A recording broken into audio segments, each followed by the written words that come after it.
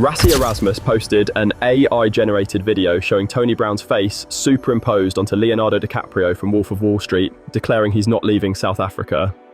International rugby media immediately framed this as Rassie mocking the All Blacks during their coaching crisis.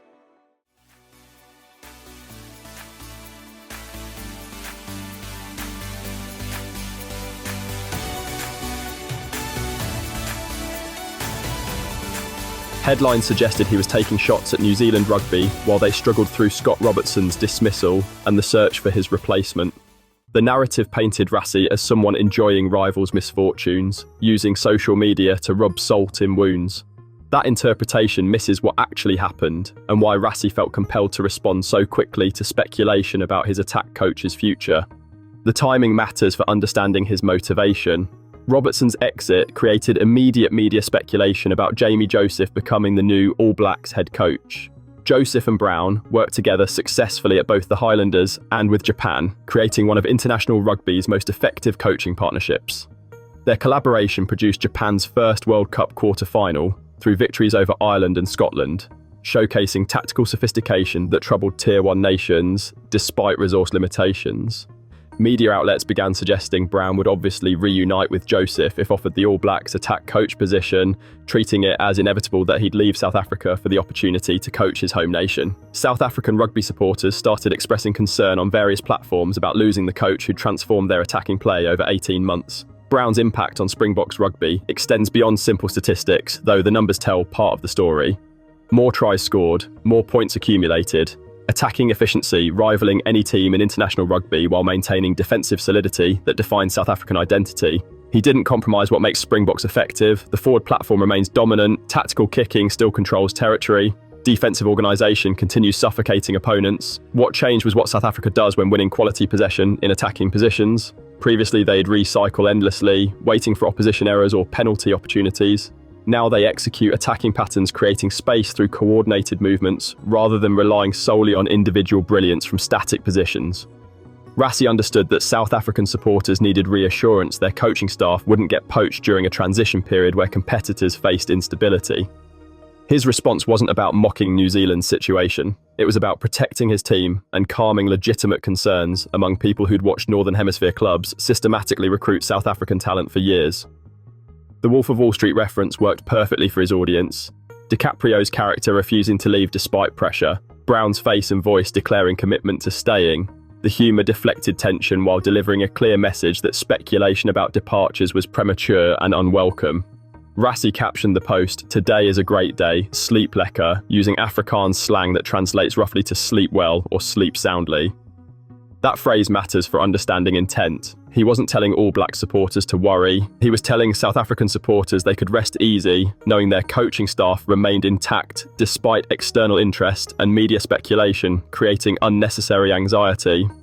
A follow-up post reinforced this interpretation, talking about contentment and waking with smiles, rather than continuing to reference New Zealand's coaching situation. The focus stayed consistently on reassuring his own supporters rather than attacking opponents experiencing difficulties.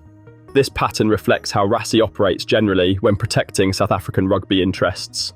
He uses humour and unconventional communication methods, but the underlying purpose typically involves defending his programme rather than diminishing others. His confrontations with World Rugby about officiating standards came from believing South African teams weren't receiving fair treatment, not from wanting to undermine the sport's governing body. His public discussions about Northern Hemisphere playing styles emerged from frustration that South African approaches got criticised, while European methods received praise, despite similar tactical foundations.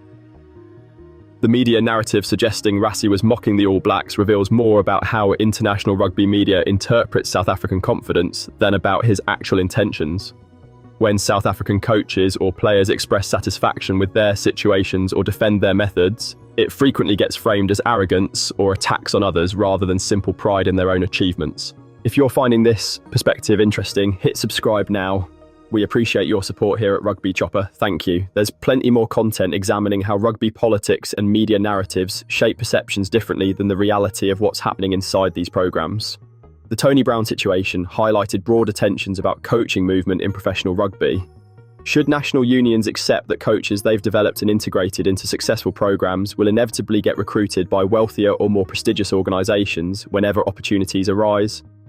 Brown's contract with South African Rugby runs through the next World Cup cycle, meaning he's legally committed regardless of what opportunities might emerge elsewhere. That contractual reality made immediate departure impossible even if he wanted to explore All Blacks options. Rassie's video acknowledged this reality while shutting down speculation before it created unnecessary drama affecting team preparation and supporter confidence. The relationship between Rassie and the All Blacks organisation doesn't involve the animosity media narratives sometimes suggest. Mutual respect exists between programmes that consistently compete at rugby's highest level. South Africa and New Zealand have produced some of international rugby's most memorable contests precisely because both nations prioritise excellence and refuse to accept mediocrity. That competitive intensity doesn't require personal hostility or taking pleasure in rivals' difficulties. Rassie's communication style differs dramatically from traditional rugby administrators and coaches who deliver carefully crafted statements through official channels designed to avoid controversy. He embraces modern platforms and direct engagement, which creates opportunities for misinterpretation when audiences unfamiliar with his methods encounter content designed primarily for South African supporters. The AI video worked brilliantly for its intended audience. South African rugby supporters understood immediately that Brown wasn't leaving, could stop worrying about losing another talented coach to overseas opportunities, and could trust that their programme's stability wouldn't get disrupted by external factors during crucial preparation periods. International audiences seeing the same content through different cultural lenses interpreted it as Rassie being Rassie, which sometimes means assuming the worst about his motivations rather than understanding the actual context and purpose. The precedent this situation establishes matters for how rugby handles coaching movement going forward. If every coaching change at a major nation triggers immediate speculation about poaching staff from competitors, it creates instability affecting everyone. Rassie's response demonstrated one approach to managing that speculation quickly and decisively, rather than allowing it to fester and create ongoing distraction. Whether other coaches adopt similar methods or stick with traditional approaches of ignoring speculation until it becomes unavoidable remains to be seen.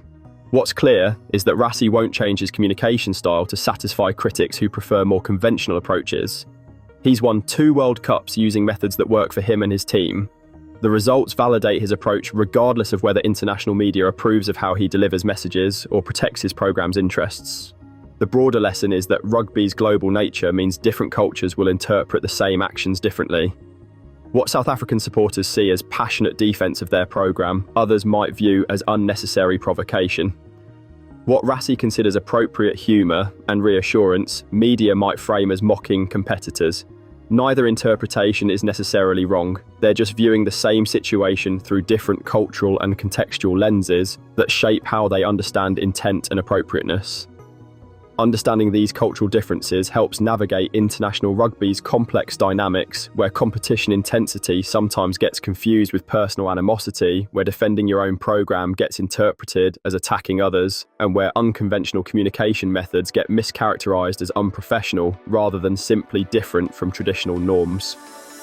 The Tony Brown situation resolved quickly because Rassie addressed it directly rather than allowing speculation to build. Brown confirmed his commitment. South African supporters got reassurance. The All Blacks moved forward with their coaching search, understanding that particular option wasn't available.